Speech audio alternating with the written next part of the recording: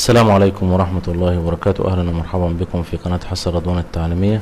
النهاردة إن شاء الله موعدنا مع الدرس التاسع من دروس ويندوز 7، ويكون مع خاصية الإيرو أو ويندوز إيرو. هنفتح نافذة ماي كمبيوتر، هنصغر هذه النافذة. لو أنا حركت النافذة دي بلاقي إن شريط العناوين شفاف، يعني وأنا ببرر النافذة كده بشوف الأيقونات من تحت شريط العناوين. يعني أول خاصية من خصائص الويندوز ايرو إنه يكون أشرطة العناوين تكون شفافة. فلو أنا يعني شفاف يعني هي ترانسبيرنت، الشفافية دي هي ترانسبيرنت or ترانسليوسنت. لو انا فتحت اكتر من نافذة، مثلا هفتح نافذة النوت باد، وهفتح مثلا نافذة الوورد باد، وهفتح نافذة الكالكوليتر مثلا. انا في الوضع ده فاتح 4 نوافذ. هشوف خاصية من خصائص الويندوز ايرو اسمها البيك. البيك يعني نظرة خاطفة او نظرة عاجلة. في شريط المهام تاسك بار بنلاقي فيه زر هنا اسمه زر البيك، وده بيعمل عرض. لو انا وقفت هنا عليه بالماوس هلاقي شو ديسكتوب، بيعمل اظهار للديسكتوب. لو انا ضغطت عليه بينزل او يصغر كل النوافذ المفتوحة الى شريط المهام. لو انا ضغطت عليه مرة اخرى بيظهر كل النوافذ المفتوحة. ولو انا وقفت بزر الماوس وما ضغطتش بيعمل معاينة او بيخلي النوافذ المفتوحة كلها شفافة، وبيعمل معاينة للديسكتوب. ده بالنسبة لخاصية البيك. بالنسبة لكل نافذة مفتوحة في الكمبيوتر ليها ايقونة خاصة بها هنا في شريط المهام. لو انا وقفت على كل ايقونة او اي ايقونة من هذه الايقونات بتعمل لي ثامبنيلز او صورة مصغرة لهذه النافذة.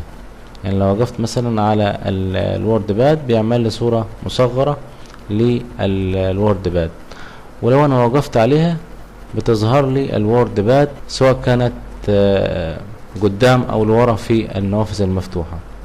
مثلا النوت باد بيعمل لي معاينة للنوت باد. لو انا وقفت عليها بزر الماوس بتبقى هي في المقدمة وبتظهر هي عشان اعمل لها معاينة. دي بالنسبة للثامبنيلز او الصورة المصغرة اللي بيعملها في الويندوز بالنسبة للايقونات المفتوحة في سطح المكتب. في خاصية تانية اسمها خاصية الشيك او الشيك بمعنى يرج او يهز. مثلا لو انا واقف مثلا على مختار مثلا الكالكوليتر وفي شريط العناوين في الكالكوليتر، وضغطت بزر الماوس وفضلت ضاغط ورجيت شريط العناوين او رجيت الكالكوليتر، لقيت انه كل النوافذ تم تصغيرها ما عدا نافذة الكالكوليتر. ولو عملت الموضوع ده مرة اخرى، يعني رجيت النافذة بتاعت الكالكوليتر، هيظهر كل النوافذ تظهر تاني الى الديسكتوب زي ما احنا شايفين كده. دي خاصية اسمها خاصية الشيك. لما بهز شريط العنوان في اي نافذة بيعمل تصغير النوافذ الى شريط المهام. فمثلا لو انا واقف على ماي كمبيوتر وهمسك النافذة كده واشد وارج، هلاقي انه باقي النوافذ تنزل في شريط المهام. ولو رجيت مرة اخرى هلاقي ان باقي النوافذ هيتم اظهارها في الديسكتوب. في خاصية اخرى اسمها خاصية سنيب. كل هذه الخصائص توجد في الويندوز ايرو. خاصية سنيب اي ملائمة. لو انا ماسك نافذة ماي كمبيوتر ورحت بيها ناحية اليمين وهفضل ماشي ماشي ماشي لحد ما زر الماوس يلامس حافة الشاشة، ايه اللي هيحصل؟ هنشوف كده. تم عمل ملائمة للنافذة لكي تصبح بهذا الشكل. لو انا سحبت هترجع الشاشة نفس الى الوضع الاول. لو انا خدت كده الى جهة اليسار لغاية ما زر الماوس يلامس الحافة اليسرى، هنلاقي انه عمل برضه ملائمة للشاشة او للنافذة في هذا الوضع. هسحب هترجع للوضع الاول. طب لو رحت ناحية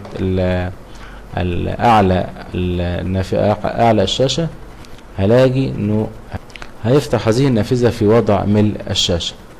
لو انا ضغطت وشديت الى اسفل، هيلاقي ان انا برجع الى الوضع الاول. ودي خاصية اسمها خاصية السنيب او الملائمة، ان انا ممكن اعمل ملائمة للنافذة المفتوحة يمينا او يسارا او في الاتجاه العلوي. في خاصية كمان في من خصائص الويندوز ايرو اسمها ويندوز فليب 3D، يعني كل النوافذ دي المفتوحة ممكن اعمل لها عرض 3D واختار النافذة اللي انا عايز افتحها او تكون هي في المقدمة عن طريق زر الويندوز من لوحة المفاتيح. بضغط على زر الويندوز وافضل ضاغط واضغط على مفتاح تاب زي ما احنا خدنا في الدرس الاول وعرفنا مفتاح تاب ومفتاح زر الويندوز. هضغط عليه هيعمل لي معاينة ثلاثية الابعاد لكل النوافذ المفتوحة، وكل ضغطة على التاب وانا ضغط على مفتاح الويندوز بيعرض لي نافذة واللي بعد ثم التالية ثم التالية ثم التالية ثم التالية ثم التي تليها، لغاية ما اشوف انا النافذة اللي انا عايزها تكون في المقدمة. مثلا نافذة الكالكوليتر، اسيب الاقي نافذة الكالكوليتر هي اللي في المقدمة، وده اسمه عرض ثلاثي الابعاد. ده بيدعمه خاصية الويندوز ايرو. زي ما قلنا بضغط على مفتاح الزر الويندوز او شعار الويندوز من لوحة المفاتيح، بضغط على التاب، وكل ضغطة على التاب وانا ضاغط على مفتاح الزر الويندوز بيحرك لي نافذة الى الامام الى الامام الى الامام لغاية ما اشوف انا النافذة اللي انا عايز اشتغل عليها. بسيب بلاقيها هي في المقدمة. ده بالنسبة لخاصية الويندوز فليب 3D. طيب لو انا عايز الغي خاصية الايرو دي، لو انا عايز الغيها هقفل النوافذ دي، هعمل كليك يمين على اي مكان فاضي في الديسكتوب واختار بيرسونالايز تخصيص. هلاقي عندي هنا هو في السيمز حاجة اسمها الايرو سيمز. الايرو سيمز هنا هو عندي 6 سيمز او سمات بيدعم خاصية الايرو، يعني كل هذه السمات بتدعم خاصية الايرو. كل سمة من هذه السمات بتعمل شكل معين لشريط العناوين، بتعمل شكل معين للتاسك بار، بتعمل شكل لأصوات الجهاز، وبتعمل شكل أيضا للخلفية. هنشوف مثلا لو احنا اخترنا السيمز دي وهنشوف سمعنا الصوت اللي تم ده معاينة للصوت، وهنا تم تغيير الخلفية وتغيير لون وشكل شريط العناوين، وتم تغيير شكل ولون شريط المهام. وكل هذه السمات الستة تدعم خاصية الايرو ايضا. لو انا شديت هلاقي برضي الشريط هنا شفاف لانه بيدعم خاصية الايرو. وكل سمة من هذه السمات تديني شكل مختلف في الخلفية وفي شريط العناوين وفي شريط المهام، حتى في الحواف بتاعة النافذة بيكون شكلها مختلف. طب لو انا عايز الغي خاصية الايرو خالص، هشوف هنا حاجة اسمها basic and high contrast seams. دي برضه 6 سمات، ولكن كل هذه السمات لا تدعم خاصية الايرو. لو احنا مثلا اخترنا السمة دي هنلاقي انه تم تغيير الخلفية وتغيير شريط العناوين للنافذة المفتوحة.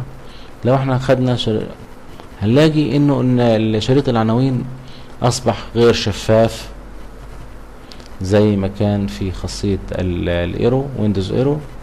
وهنلاقي انه لو انا مثلا على اي نافذة مفتوحة هلاقي ما بيعمليش ثامبنيلز او معاينة او صورة مصغرة للنافذة المفتوحة زي ما كان بيعمل في خاصية الايرو.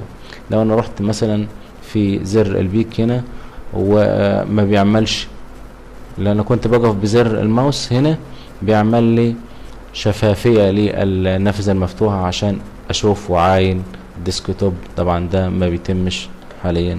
يبقى انا عندي في البيرسونالايز او التخصيص عندي هنا سمات بتدعم خاصية الايرو، السمات الستة اللي هنا، وفي تحت بيزك اند هاي كونتراست سيمز برضي 6 سمات لا يدعموا خاصية الايرو زي ما شفنا. فانا طبعا برجع لخاصية الايرو، لو عايز خاصية الايرو برجع اختار اي سيم من السمات الموجودة هنا، بختارها بلاقي ان بيرجع خاصية الايرو تاني، وبترجع ان اشرطة العناوين شفافة، وبترجع خاصية البيك، بترجع خاصية الثامبنيلز، بترجع خاصية الثامبنيلز، وبترجع خاصية التشيك اللي انا بعمل رج النافذة فلاقي كل النوافذ المفتوحة تنزل، وبترجع خاصية الويندوز فليب 3D. يا رب درس يكون مفيد، والسلام عليكم ورحمة الله وبركاته.